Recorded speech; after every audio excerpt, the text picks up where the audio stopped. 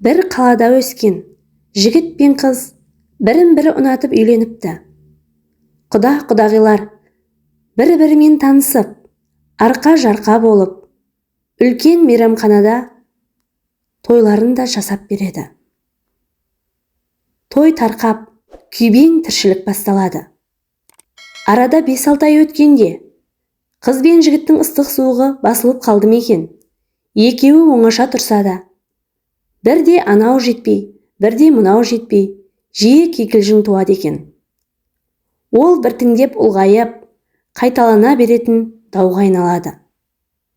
Кезекті бір жанжал шыққанда, келіншек «Жетер, төркініме кетемін» деп қалады. Жігіт те ашу үстінде «Төрт жағын құбыла» деп есікті көрсетеді. Сонымен жас келін төркініне кетіп, жігіт үйде жалғыз қалады. Бір кезде телефон шылдырлап, тұтқаны көтерсе қайын енесі екен. «Пәленшесің бе? Қалайсыңдар? Біздің үйдің алдында бір келіншек тұр. Сенің келіншегіңнен аумайды екен. Күн суық, жаурап қалған болуы керек. Тезірек келіп алып кете ғой. Біз үйге кіргізбедік» деп қысқа қайрады. Жігіт сасқалақтап, «Қазір барам, қазір жетемін» дей бергенін өзі де түсінбейді. Машинасымен жетіп келсе, келіншегі шынымен тоңып қалған екен. Бірден көлікке мініп алады. Бірақ көлік ішінде екеуі бір-біріне жағашпайды. Үйге кірген соң, келіншек бүк түсіп жатып қалады. Қарны ашқан жігіт не істерін білмей отырғанда, телефон тағы шырылдайды. Бұл жолы қайын атасы екен. Балам, қарындарың ашқан болар.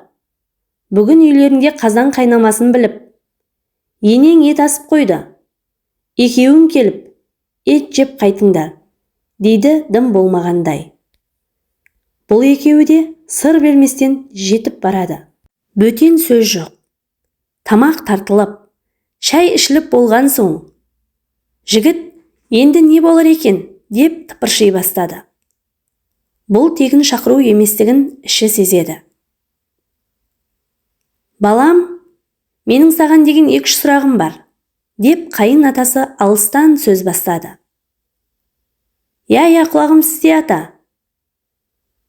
Бірінші сұрағым, қызым намысыңа тиетіндей бір іс істеді ме?» «Жоқ, олай болған жоқ, ата». «Екінші сұрағым, сенің рұқсатыңсыз үйге бөтен адам кіргізді ме?» «Жоқ, ондай әдеті жоқ». «Ал үшінші сұрағым, сенің тапқаныңды орынсыз жұмсаған кезі болды ма?» «Жоқ, керісінше ақшаға ұқыпты». «Ендеше, неге мұндай әйелді үйіңнен қуасың? Намысыңа тимесе, бөтенге көз салмаса, тапқаныңды шашпаса, мұнан артық адамды қайдан табасың? Еркек бол да, отбасыңа иелік ет. Ал сен еркелігіңнің жөнін біл, қызым» деп қызына бұрылғанда, жігіттің екі бетінің оты шықты. «Кінә менде, менен бар қателік өтті» деп үйіне қайтқанша асықты. Содан бері арада талай жылдар өтті. Жақсылықты да, жамандықты да екеуі бірге көрді. Әрине, үйде ыдыс-аяқ сылдырламай тұрмайды. Әйеліне ашуланғанда, еркек әлгі 3 сұраққа жауап іздеп, өзін сабырға шақырады екен. Қазіргі жастардың отбасылы болып кетуіне қайын ата мен ененің тигізер рөлі өте зор. Жас отбасы жаңадан өсіп келе жатқан тал шыбығы тәріздес, майысқақ келеді. Кім қайдан майыстырса, солай қарай өсіп қатаяды. Жас отбасының іргесі берік болуы тікелей ата мен енеге байланысты. Әкесі мен шешесі келген қыздың басынан сипап, «Қайтып келе ғой, ішіме сыйған қыз сыртыма да сыяды» деу үлкен қателік. Керісінше, барған жеріне сіңіп кетуіне әсер етуі қажет. Сен енді сол үйдің адамысың. Сенің елің сол. Барған жеріңді көгерт деп ақылын айту даналықтың белгісі. Отбасының беріктігі үшін басты қажетті даналық. Тұтас елдің бүтіндігі де даналықпен ұсталады.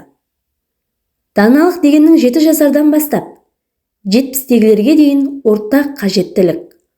Онсыз өмір мәнді де емес.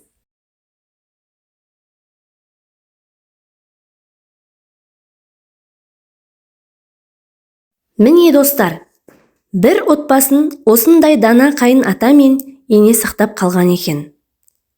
Әңгіме ұнаса, лайк басып, комментарияға пікір қалдырып, тіркелмеген болсаңыз, тіркеле кетуді ұмытпаңыз. Арнамда алдағы уақытта әсерлі әңгімелер, ғибратты оқиғалар каналымнан көптеп шығады.